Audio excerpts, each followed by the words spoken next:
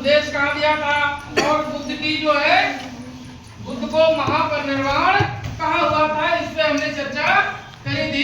तो आज हम बच्चों आपके लिए बुद्ध की शिक्षाओं पे बात करेंगे। बुद्ध की शिक्षाओं पे बात करेंगे कि बुद्ध की जो शिक्षाएं हैं, भगवान बुद्ध की जो शिक्षाएं हैं वो क्या हैं। तो उन्होंने भगवान बुद्ध ने जो शिक्षाएं दी है, तो पहली बात उन्होंने ये 3 बातें बताई। उन्होंने 3 बातें क्या बताई कि ज्ञान की शरण में जाओ। काय की शरण में जाओ? ज्ञान की शरण में जाओ। ज्ञान की शरण में जाने का मतलब है कि सारे काम अपने बुद्धि और विवेक से करो।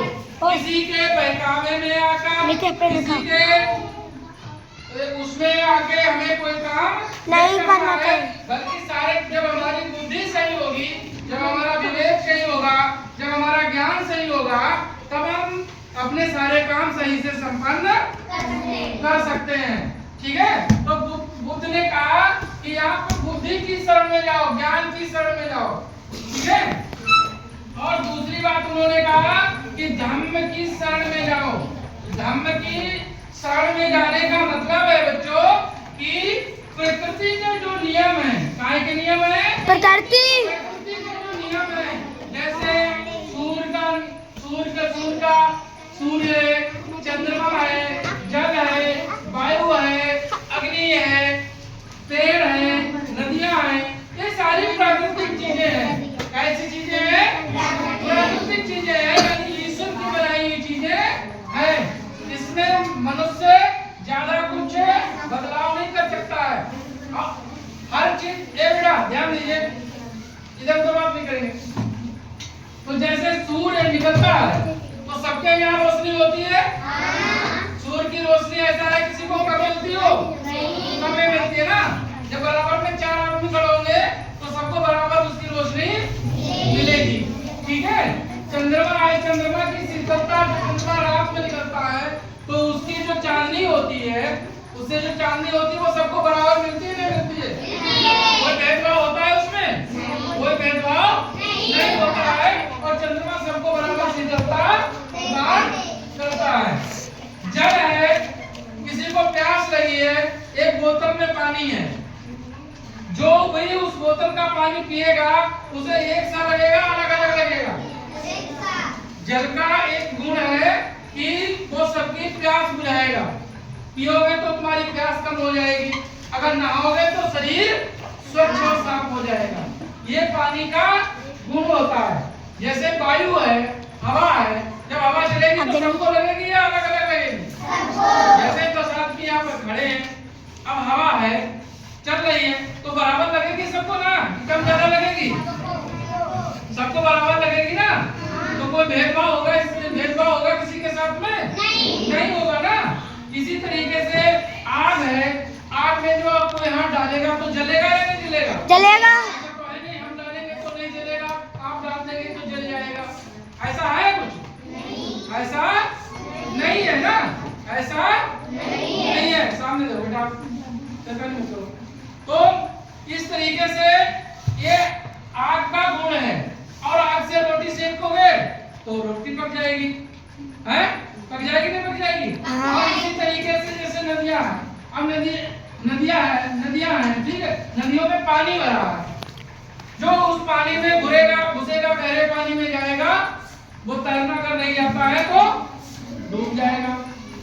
प्यास लगी है तो पानी पी लेगा, जिसको गर्मी लग रही है वो नहा लेगा। ये नदी किसी के साथ भेदभाव करती है? नहीं करती है ना। ये भी जल से ही संबंधित है, नदी में पानी ही तो होता है। ठीक है। इसी तरीके से पेड़ देखो, वृक्ष कब उन्होंने फल पकाए, नदी परमात्मा का साधन शरीर जहाँ पेड़ जो है वो किसी के साथ में भेदभाव करता है? नहीं। ठीक है। आप उसकी छाया में बैठेंगे तो आपको भी आनंद आएगा, आपकी भी गर्मी कम हो जाएगी शरीर की। ठीक है। और आप जो फल लगते हैं तो उसको कोई भी खा सकता है, वो ऐसा नहीं कहेगा कि आप नहीं खा सकते, हम खा सकते हैं। तो कोई भी भेदभाव नहीं करता है। तो बुद्ध ने कहा कि धम्म का मतलब प्रकृति की शरण में आपको रहना है, प्रकृति के नियमों पर चलना है। बात नहीं करते हैं, इधर सुनिए, ठीक है, मेरी तरफ ध्यान दीजिए। आगे देखिए, उन्होंने कहा कि संघ की शरण में जाओ। काय की शरण में जाओ? संघ। संघ का मतलब बेटा होता है झुंड में रहना। काय में रहना? झुंड में रहना। यहाँ हम लोग बैठे हैं तो काय में बैठे हैं? संघ में बैठे हैं। काय में बैठे हैं? संघ में। ये आप विद्यार्थियों का एक संघ है, स्कूल का एक संघ है, एक संघ बना हुआ है। इसमें सारे बच्चे जो है काय में रहते हैं? संघ में रहते हैं, है। जैसे अब एक आदमी यहाँ बैठा हो तो कोई उसे मार के चला जाएगा, लेकिन इतने सारे बच्चों को कोई आएगा बाहर से मार पाएगा? नहीं मार पाएगा ना। सारे बच्चे एक साथ उसे मिलकर मार देंगे, ठीक है, उसको भगा देंगे मिलके। भगा देंगे नहीं भगा देंगे? लेकिन अगर चार दो आदमी आ जाए और अकेला आदमी बैठा हो तो उसको क्या करेंगे? बहुत मारेंगे, ठीक है, वो उसे अकेले को पीट लेंगे, ठीक है। लेकिन जैसे झाड़ू है, झाड़ू का एक सीख है वो कूड़ा बन जाती है, और जब झाड़ू के सारे सीख इकट्ठे हो जाते हैं तो वो कूड़ा साफ कर देती है नहीं? तो सबको कई बुद्ध ने कहा सबको संग में रहना है, यानी मिलजुल कर रहना है, साथ साथ रहना है, ठीक है। सबको कैसे रहना है? मिलजुल कर रहना है। कैसे रहना है? मिलजुल कर रहना है, साथ साथ रहना है, ठीक है। उसके बाद में इधर देखिए बेटा, 5 बातें और बहुत बढ़िया बताई भगवान बुद्ध ने। जो इन 5 बातों को अपने जीवन में उतार लेगा उसको जीवन में ज्यादा कोई कष्ट नहीं होगा, ठीक है। क्यों नहीं होगा? बुद्ध ने पहले कहा कि हमें किसी भी प्राणी की हत्या नहीं करनी चाहिए, हमें किसी भी प्राणी की हिंसा नहीं करनी है। जैसे जब कांटा लगता है हमारे दर्द होता है, वैसे भी जब मुर्गा की गर्दन काटी जाती है उसको भी दर्द होता है, उसको भी बकरे की गर्दन काटी जाती है उसको भी दर्द होता है नहीं? दर्द होता ना।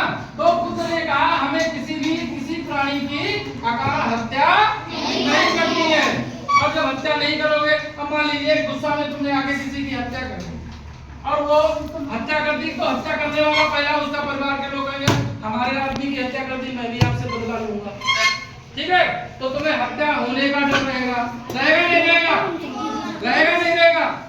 रहेगा। और दूसरी बात, वो अगर खाने में चला गया तो धारा 302 के खिलाफ तुम्हें मुकदमा दर्ज होगा और पूरी जिंदगी तुम्हें कहाँ रहना होगा? जेल में रहना होगा। इसलिए हमें किसी प्राणी की हत्या नहीं करनी है, और जब हम किसी प्राणी की हत्या करेंगे ही नहीं तो हमें किसी प्रकार का कोई डर या भय नहीं होगा, ठीक है। तो हमारा जीवन सरल होगा नहीं होगा? दूसरी बात उन्होंने कहा कि जीवन में कभी भी चोरी नहीं करना है, जीवन में कभी भी चोरी नहीं करना है। क्यों नहीं चोरी करना है? क्योंकि जो चोरी करता है तो समाज की नजरों से भी वो गिर जाएगा कि ये भाई चोर है, इसे अपने घर में बैठाना, इसके पास में मत बैठना, बच्चों इसके साथ में मत खेलना, ये चोर है नहीं? तो हमें कभी चोरी नहीं करनी है। बुद्ध ने कहा हमें चोरी नहीं करना, और चोरी कर ली और पकड़ गए तो फिर पुलिस ले जाएगी, तो डंडे भी मारेगी और पैसे भी लेगी और बेइज्जती भी होगी नहीं होगी? तो हमको जो क्या करना है, कभी भी चोरी नहीं करनी है। अगर हम अपने जीवन में चोरी नहीं करेंगे तो फिर हमें कोई दिक्कत नहीं होगी, ठीक है। और तीसरा है कभी भी किसी नारी के साथ व्यभिचार नहीं करना है? हमें किसी भी नारी के साथ में व्यभिचार नहीं करना है। यानी जैसे अपनी माता, बहन और बेटी होती है, इसी तरीके से सबकी माँ, बेटी और बहन होती है नहीं? तो जैसे मैं अपनी माँ और बेटी बहन को समझता हूँ, ऐसे ही हमें भी दूसरे की माँ बहन बेटी को अपनी माँ बहन बेटी समझना चाहिए। नहीं समझना चाहिए? समझना चाहिए ना। और बेटियों को भी अपने, बड़ा है तो भाई के रूप में, पिता के रूप में देखो, और बराबर का है तो भाई के रूप में देखो, और छोटा है तो बेटे के रूप में उसे देखना चाहिए। इस तरीके से महिला और दोनों पुरुष को कभी भी एक दूसरे को गलत नजर से देखना नहीं चाहिए। इससे भाईचारा बढ़ेगा और इससे जो कृत्य होते हैं समाज में ये कम हो जाएंगे। इसलिए कभी भी, और नहीं तो फिर पुलिस पकड़ के ले जाएगी, और पुलिस पकड़ के ले जाएगी तो धारा 376 में फिर पूरी जिंदगी भर जेल में चले जाओगे, ठीक है, जेल हो जाएगी। तो हमें ये कर्म कभी अपने जीवन में नहीं करना है।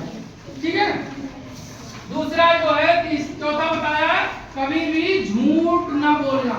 कभी भी झूठ ना बोलना, हमें झूठ नहीं बोलना है। बुद्ध ने कहा कभी भी अपने जीवन में झूठ नहीं बोलना है, क्योंकि झूठ बोलने से बहुत बड़ा नुकसान होता है। हमें चुगली नहीं करनी है, हमें झूठ नहीं बोलना है, हमें इधर की उधर नहीं करनी है। इससे क्या होता है, झगड़ा हो जाता है आपस में झूठ बोलने से।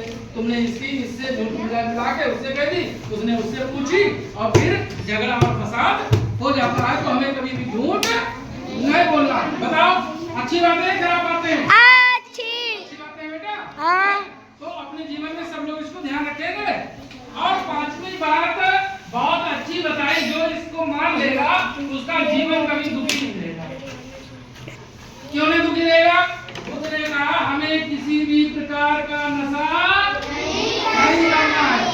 मनुष्य को किसी भी प्रकार का नशा नहीं करना है। चाहे वो कच्ची हो, चाहे पक्की हो, चाहे देसी हो, चाहे विदेशी हो, चाहे गांजा हो, चाहे भांग हो, चाहे धतूरा हो, चाहे अफीम हो, चरस हो, बीड़ी, सिगरेट, पान, पुड़िया, तंबाकू। ठीक है। हमको कुछ भी सेवन नहीं करना है।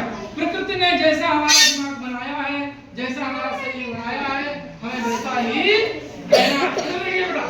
ठीक है। तो अब तुमने देखा होगा जिसके घर में लोग शराब पी के आते हैं शाम को, है, फिर वो क्या कैसे करते हैं, बहुत डग गोरे डालेंगे। ठीक है। फिर वो कहेंगे हरी चटनी लाओ। अरे हरा धनिया लाए तभी तो हरी चटनी मिलेगी धनिया की। हरी मिर्च घर में होगी तभी तो खाने को मिलेगी। प्याज लाए मार्केट से और शाम को नशा में आए तो प्याज नहीं काटा तुमने। अरे भाई प्याज कहाँ से मिलेगा बताओ?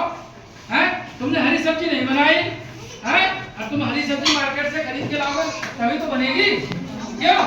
तो लोग नशा में अपना संतुलन खो देते हैं। फिर वो कहीं पत्नी को मारते हैं, कहीं बेटी को मारते हैं, कहीं लड़के को मारते हैं, कहीं भाई को मारते हैं और फिर दंगा फसाद करते हैं। और इससे जीवन में परिवार में कलह होती है, और जब कलह होती है तो वो परिवार अवनति की तरफ चला जाता है। बहाना शिक्षा रहती है। जिंदगी में जैसे भोजन, बुद्ध ने कहा जैसे जीवन के लिए भोजन की जरूरत है, कपड़े की जरूरत है, ठीक है, मकान की जरूरत है, इसीलिए सभी को इसी प्रकार शिक्षा की भी जरूरत है। और जब तक मनुष्य शिक्षित नहीं होता है तब तक वो अपना विकास नहीं कर सकता है। इसलिए सारी बातें बुद्ध ने बताई, और भी बहुत सारी बातें बुद्ध ने बताई। आगे समय मिलेगा तो बताएंगे। और आज का जो है ये चैप्टर यहीं पर बंद होता है। Thank you.